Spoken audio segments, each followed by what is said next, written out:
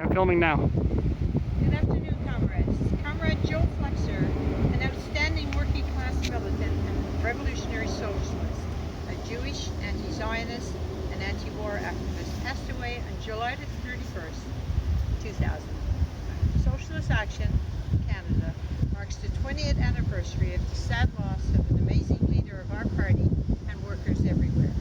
His legacy endures. Barry Weisletter, Socialist Action Federal Secretary, will now speak to his legacy. Good afternoon, comrades and friends. Over 400 people, some traveling hundreds of kilometers on a hot summer holiday long weekend like this one, gathered to celebrate the life of our departed comrade Joseph Flexer. The meeting to celebrate his life was held on Saturday, August the 5th at 4 p.m. 2020, in the year 2000, nearly filling the main auditorium of the Ontario Institute for Studies in Education in Toronto. The gathering was organized by the family and friends of Joe and by Socialist Action, of which Joe was a central leader and a member of the Socialist Action newspaper editorial board. Joe passed away at approximately 3 p.m. on Monday, July 31st, 2000, at Toronto General Hospital. Joe was 67 years old when his new heart failed him, and that was about 6 years after receiving a heart transplant. He was buried at a private secular ceremony for family and close friends at this place, Bathurst Lawn Memorial Park, midday on August the 3rd. Joe was a revolutionary communist to the core, an unparalleled internationalist, and a remarkable worker, militant, and unionist. He was the epitome of Antonio Gramsci's idea of the organic intellectual of the working class. For decades, Joe was a dedicated activist in the Canadian Auto Workers Union, a leader in his plant and in CAW Local 112. He was a respected national figure in the CAW at the Toronto and York Region Labour Council and across the workers' movement, which he loved so much. From Palestine to North America, Joe spoke, stood, and fought. Joe was a founder and federal co-chair of the NDP Socialist Caucus, a movement that he embraced optimistically and to which he gave unnumbered months of devotion and activism. Messages of solidarity and tribute poured in by email, phone, and fax from around the world. As the hundreds lined up to sign the condolence book on August 5th, many picked up samples of Joe's most recent writings in the editions of Socialist Action newspaper, and the NDP Socialist Caucus Manifesto was also a product of his work. Many read the scores of messages posted on a huge bulletin board in the hallway at Oise. Each person received a printed program for the memorial event, proclaiming the theme, "Not Some Ordinary Joe." In addition to the agenda, the folded leaflet shows two pictures of Joe, one at a demonstration wearing his beloved CAW jacket, another attending to his barbecue at a backyard social. The words to the song The Internationale and the famous Karl Marx quote, "Workers of all countries unite. You have nothing to lose but your chains," adorned the back panel of the auditorium. The event was hosted by Mitch Podolak, founder of the Winnipeg Folk Music Festival. Bob Lyons, former NDP member of the Saskatchewan legislature, delivered the eulogy, followed by speakers Mary Catherine McCarthy, Joe's loving partner, Danny Flexer, his son from Israel, one of three sons, a daughter and two grandchildren who were present. Steve Moore, an old friend, teacher and poet, Hassan Youssef, who was then Vice President of the Canadian Labour Congress and former CAW officer, and yours truly. I spoke for Socialist Action in a personal capacity as well. And finally, Judy Rebick, media personality and former President of the National Action Committee on the Status of Women. Singer-guitarist Tim Harrison performed the Phil Oakes ballad, "When I'm Gone." Faith Nolan sang a cappella. And after a dozen or more folks contributed remarks during an open mic segment, the meeting was concluded with a rousing rendition of the Internationale, led off by Brenda Wall and George Hewison. Official greetings were were expressed on behalf of a number of organizations, including CAW Local 112, a Toronto area club of the Communist Party of Canada, the Workers' Communist Party of Iran, and the New Socialist Group. A young member of Socialist Action reflected on Joe's inspiring example for the future of the movement and invited students and young workers to join in the effort to launch a revolutionary youth organization. What more fitting tribute could there be to Joseph Flexer than to politically arm the next generation of fighters to continue the struggle for a socialist future? Can't you just picture him smiling? Joe's son Danny told the Toronto Star that Joe, quote, became a communist and a mechanic at about the same time, at about age 15. His ideas took him from his native Brooklyn, New York, to the Middle East, where he joined an Israeli kibbutz in the 1950s. His principles compelled him to break with Zionism and to champion the fight for Palestinian self-determination. In Israel, Joe was, unhappily, a soldier, and most happily, a labor militant and communist. In the mid-1960s, Joe returned to North America, lived in Winnipeg and briefly in Montreal, and became a very important figure in the movement against the war in Vietnam and on the socialist left. Joe settled in Toronto in the early 1970s. He became a provincial organizer for the left nationalist waffle movement in the New Democratic Party. I believe that one of his political assignments was to counteract the radical socialist wing of the waffle in Ontario, of which I was a part. Some of its key elements exhibited the growing influence of Marxist and Trotskyist ideas in the workers' movement. But as they say, a funny thing happened to Joe between the meeting hall, the library, and the bar. He became convinced that the Canadian nationalist and left reformist leaders of the waffle were wrong, and that the young revolutionaries, fresh from the anti-war student and feminist movements, were much more his political cup of tea. Always an ardent internationalist, this was no great leap for Joe Flexer. He helped to found the Red Circle, a Marxist group within the waffle. When Ontario NDP leader Stephen Lewis issued the famous ultimatum to the waffle in 1972, and the waffle debated what to do and then walked out of the NDP, Joe and the Red Circle campaigned as part of the Stay and Fight caucus. But the repression of the waffle took its toll. For a generation, the NDP was depleted of intellectual ferment and radical activism. It was in this period that I met Joe. This was the beginning of a 30-year friendship between us, one that matured into a very close political collaboration and comradeship, one that intensified in the late 1990s.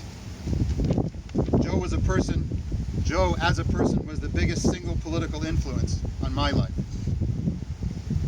The Red Circle helped to found the Revolutionary Marxist Group in 1973, which in turn joined forces with the League for Socialist Action and the GMR, a Quebec Trotskyist group, to launch the Revolutionary Workers' League in 1977.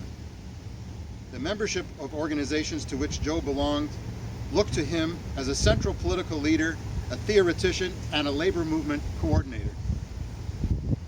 For years, Joe led an internal tendency in the RMG which strove to orient the membership towards the working class movement, to speak the language and to live the struggles of rank and file workers.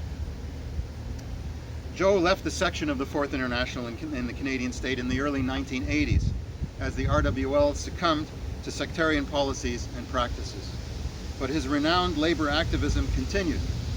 If asked, "What organization do you belong to, Joe?" he would answer, "I belong to the Joe Flexer Communist Party. We have a small membership, but a very lively internal discussion."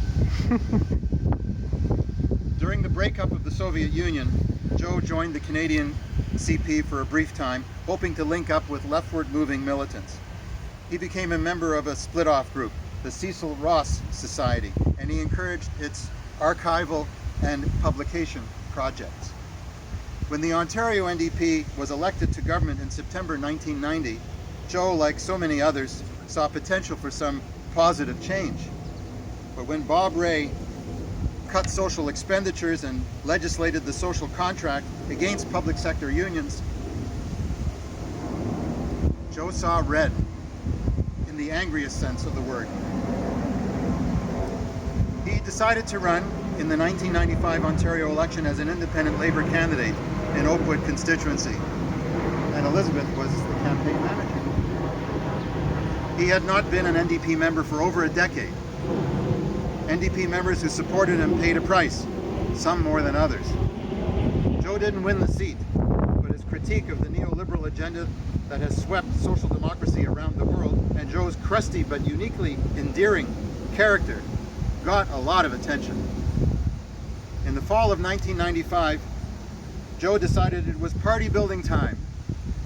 Of course, size matters. But if your aim is the transformation of class society, the creation of a cooperative commonwealth based on socialist democracy, the starting point must be political program. And that includes a commitment to direct involvement of working people inside their mass trade union and political organizations. Joe looked around the left and he made his decision. He asked to join Socialist Action. And immediately he became a member of the editorial board of our newspaper. At the time, our paper consisted of a meager 16 pages published only twice a year. Our publications have advanced a little bit since then.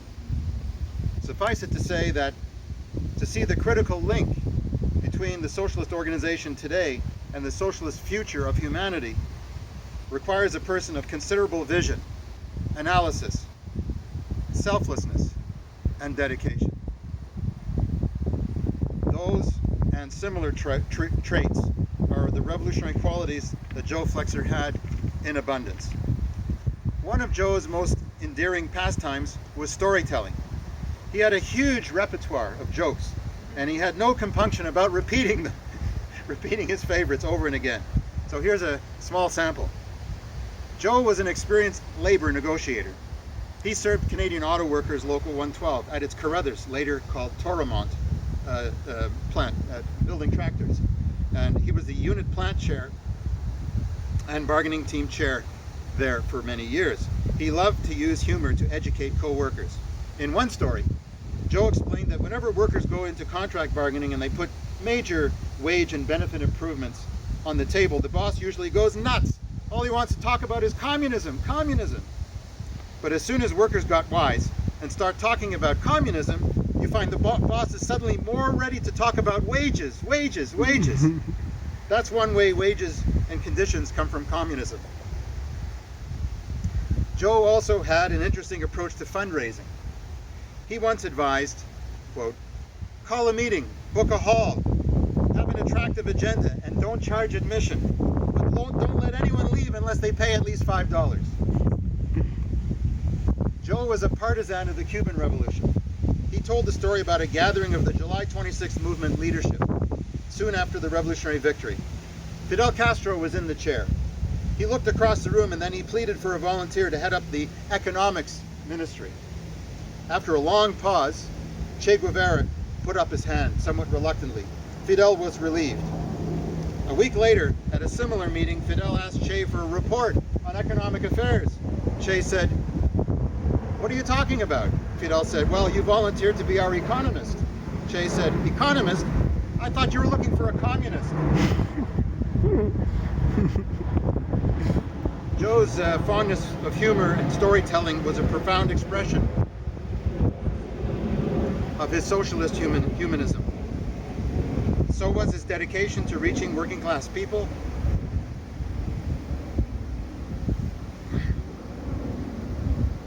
and our allies, to convincing everyone he could that there is an alternative to the exploitative and barbaric world capitalist system, a socialist alternative. So that's why Joe joined Socialist Action just a year after his heart transplant in 1994. He knew his time was limited, and he wanted to make the most of it politically. Joe was not interested in an academic circle. He did not wish simply to reminisce in a rocking chair. He joined us in the desire to play an active role in our working class organizations and to fight to win workers and all the oppressed to socialism so that the bosses can be defeated once and for all. that reason, Joe took special pleasure in helping to found the NDP Socialist Caucus. He was proud of the role he played in writing the Manifesto for a Socialist Canada and in being a federal co-chair of the Socialist Caucus. At an NDP convention in Hamilton, Joe ran for party vice president as part of an SC slate of candidates, and he got over 21% of the votes. A good effort in an ongoing struggle to save the only mass labor-based political party in North America from neoliberalism, we believe. Joe also took pride in the young Marxists emerging within the NDP youth and the young socialists today joining and working with Socialist Action. A pledge to the future victory, he would say. Joe Flexer walked on countless picket lines, spoke at countless rallies and demonstrations, and touched countless lives. Everywhere Joe went, he fearlessly argued and patiently polemicized, always keeping to the highest Marxist standard. Everywhere he earned respect, even among his most steadfast political opponents. His brilliant work on the Middle East, the labor movement, the NDP, and key problems of political economy deserved the biggest possible audience.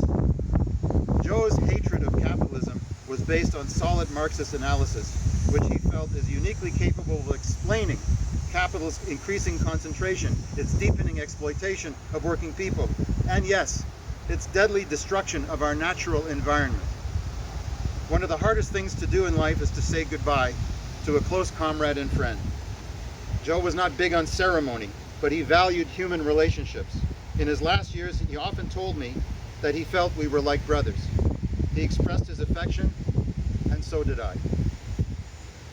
But this did not mean for one moment that he would hold back critical views or suppress political differences. Joe didn't do things by half measures. I learned more than I can tell you from Joe Flexer. So did countless others. He can neither be forgotten or replaced, but he is someone to emulate. And now is the time for all those who wish to follow his example to step forward, to pick up the banner that Joe carried, the banner of Socialist Action. Thank you very much.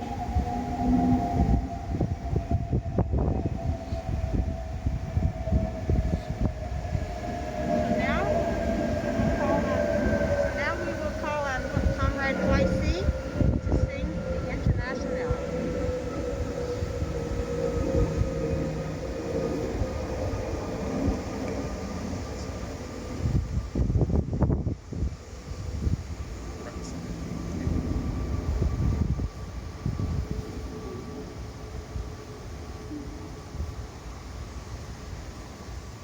Arise, ye prisoners of starvation, arise, ye wretched of the earth, for justice thunders condemnation, for a better world's in birth.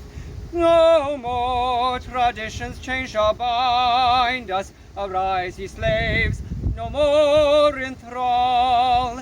The earth shall rise on new foundations. We have been not, we shall be all. 'Tis the final conflict. Let each stand in his place.